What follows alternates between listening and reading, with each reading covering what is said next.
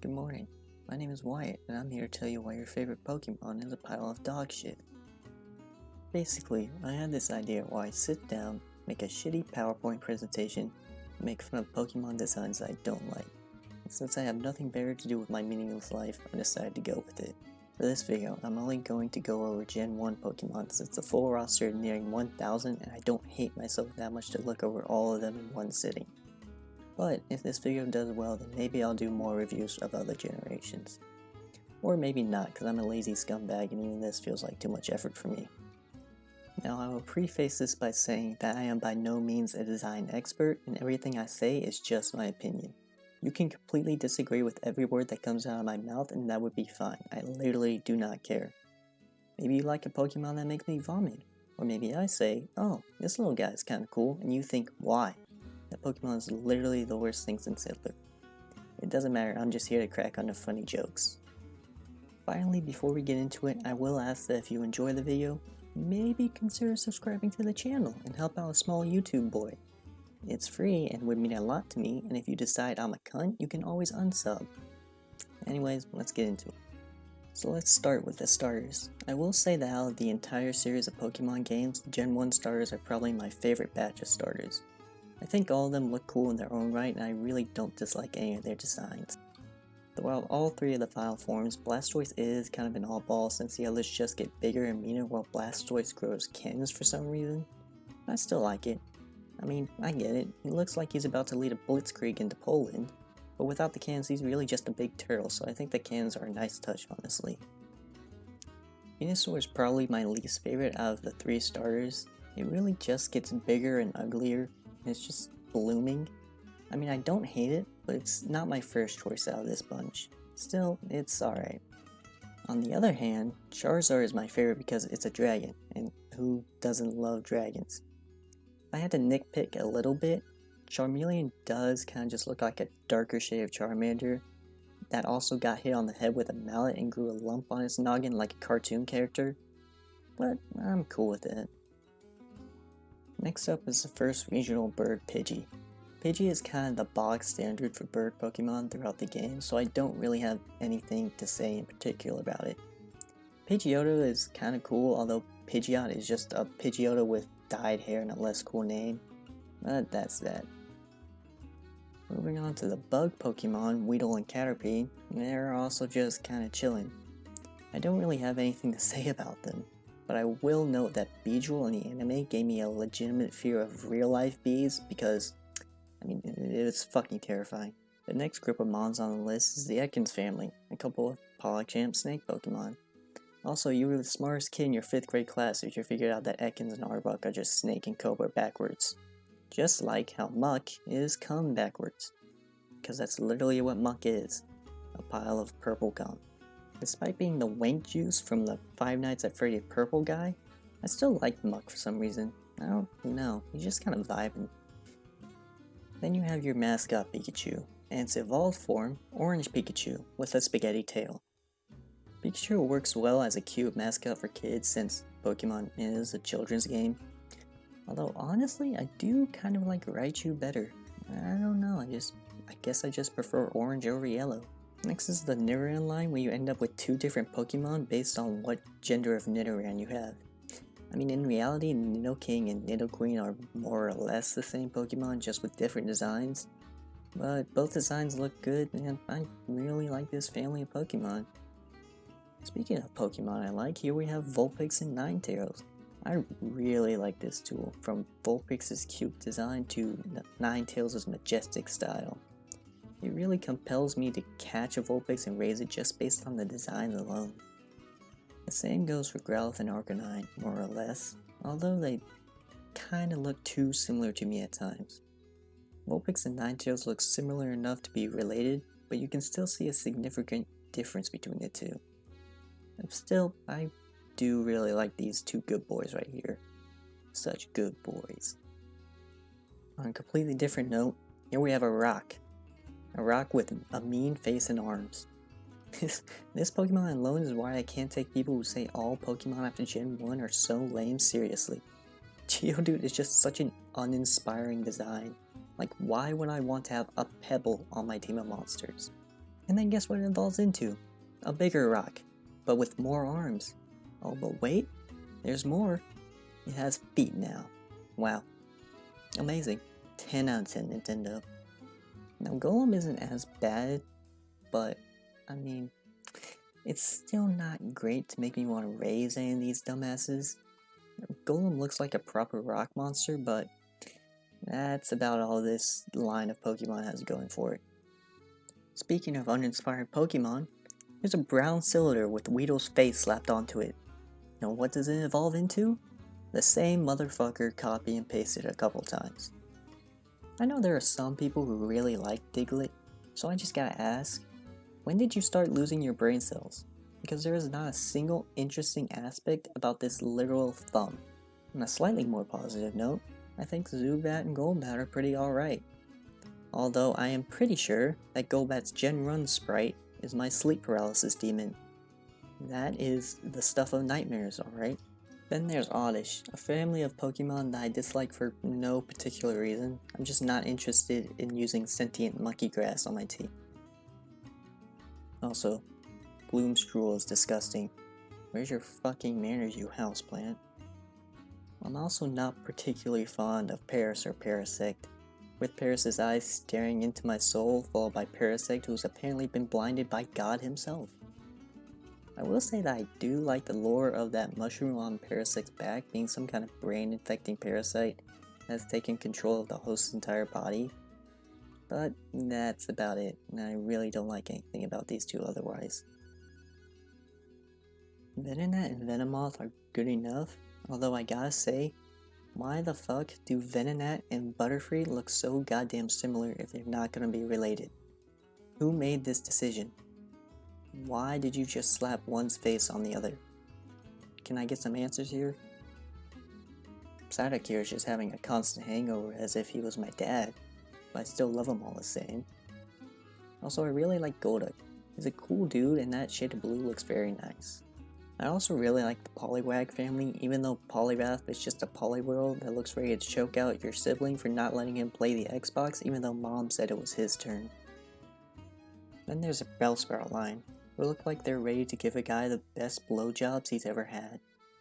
They all look kinda goofy, but that's kind of the charm to them, so they're alright in my book, and they can come over to my place at any time.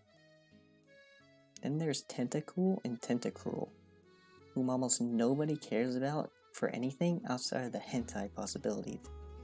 They're not bad by any means, design-wise or in-game, but they're just kinda there. Up next is Slowpoke, who is literally just vibing like he's taking shrooms and will never come down from the high. It and Slowbro are again kinda goofy yet jarring Pokemon, with simple yet effective designs, so they pass my inspection. Farfetch'd, however, does not. Why? Because it's just a duck, with a leak. That's it. Doesn't even evolve or anything in Gen 1, it just exists. I don't absolutely hate it like Geodude or Diglett, but again, it's just uninspired. Speaking of uninspired, here's Seal, the seal Pokemon. It's literally just a seal. Seriously, here's a real life seal, and here's Seal. Real life seal, Pokemon seal. I see that Game Freak really had creativity coming out of its ass with this one. It's confirmed, ladies and gentlemen, Gen 1 best gen thanks to fucking Seal. One thing I do want to know about these guys is whether or not seals in the Pokemon world also get clubbed to death. Following that incredible design is Ghastly, which is literally just the black face of Cloyster with gas around it. In fairness, I do like Ghastly's evolutions, especially Gengar, who is one of my favorite Pokemon of all time. And just look at his happy face. Sure, he looks like he's gonna kidnap your children, but don't worry, he won't. That's a job for Drowsy and Hypno. Those sick fucks. Swiftly moving along, here's a crab, followed by another crab that is jacked off too much with its left hand. And then you have a Pokeball, followed by an upside down Pokeball. You can really tell the old well of design ideas really started to dry up around Seal. I guess coming up with the genius idea that was Seal was just too much for Game Freak, and they decided that every other Pokemon has to be literally the most uncreative thing they can think of, because Seal is just too powerful. And it clearly doesn't get much better when Pokemon decides to nick my morning breakfast and give it life in the form of Execute. Also, side note, how the fuck does a group of eggs evolve into a palm tree? Like, I don't know much about trees, but something seems a little brain dead about this chain of events. Anyway, next up is Cubone and Marowak, a couple guys I actually like. And the whole Cubone wears the skull of its dead mother is just the right amount of depressing for a children's game. Although, I sometimes wonder why every single mother Cubone bites the fucking dust upon childbirth. Next up is Bruce Lee and Jackie Chan, Hitmonlee and Hitmonchan. These two are pretty cool. Personally, I'm more of a Hitmonlee guy, even though it does kinda look like a surfboard with slinkies for limbs. Then there's Lickitung, the what that tongue do though Pokemon. Let's just skip this freaky little guy. Here's Tangela, whose design I'm pretty sure was conceived when someone at Game Freak realized he had gone too long without shaving his pubic hair. Following that up is Mr. Mime, who probably also kidnaps children along with Hypno and Drowsy, except he does something much worse than eat their dreams. Either way, the end result is leaving the child with nightmares before disposing of said child entirely. You creepy motherfucker, Mr. Mime. Alright, let's get this one out of the way. This is Jinx. Jinx is a horrible racist stereotype. You can ignore it all you want, you can change the color from black to purple, Game Freak, but at the end of the day, it's clear something went very wrong here. On the bright side, Mr. Popo has finally found his soulmate. But seriously, what's up with the Japanese and incredibly racist depictions of black people?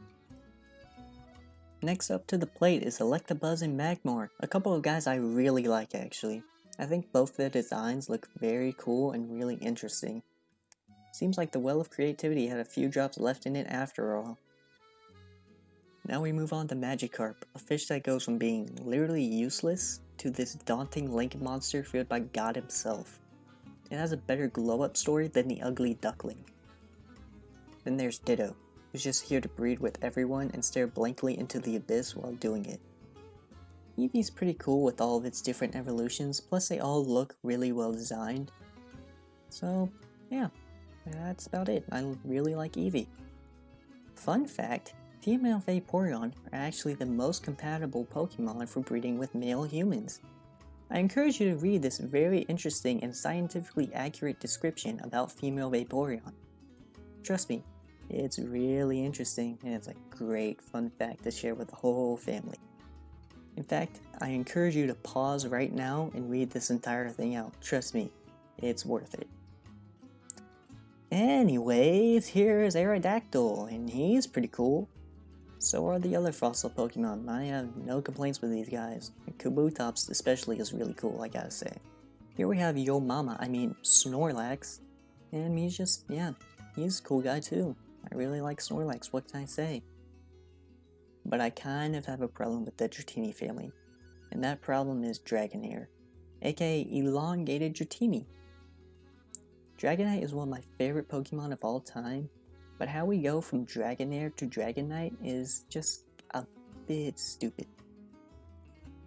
I mean, Dratini just gets longer and then becomes a dragon. That's it. That's the evolution. It would be better if Dragonair looked more like a bridge between Dratini and Dragonite instead of, just dumb as fuck. Wrapping this whole thing up with the legendaries, we have the classic bird trio.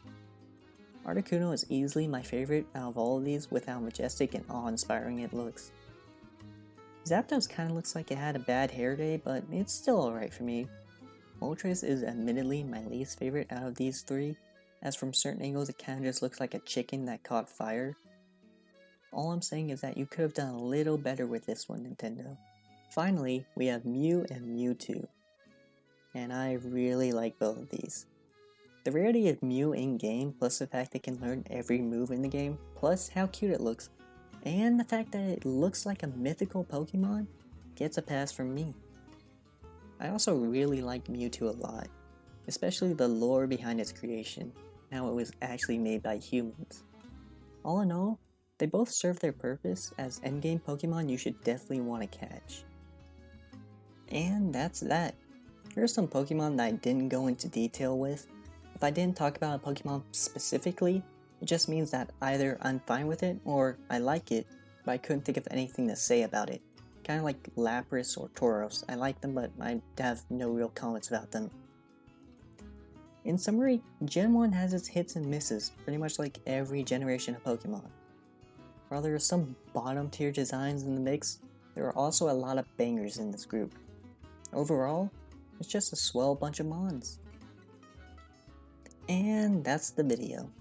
If you enjoyed, maybe consider leaving a like and possibly subscribing. Again, it really helps me a lot and I really appreciate it.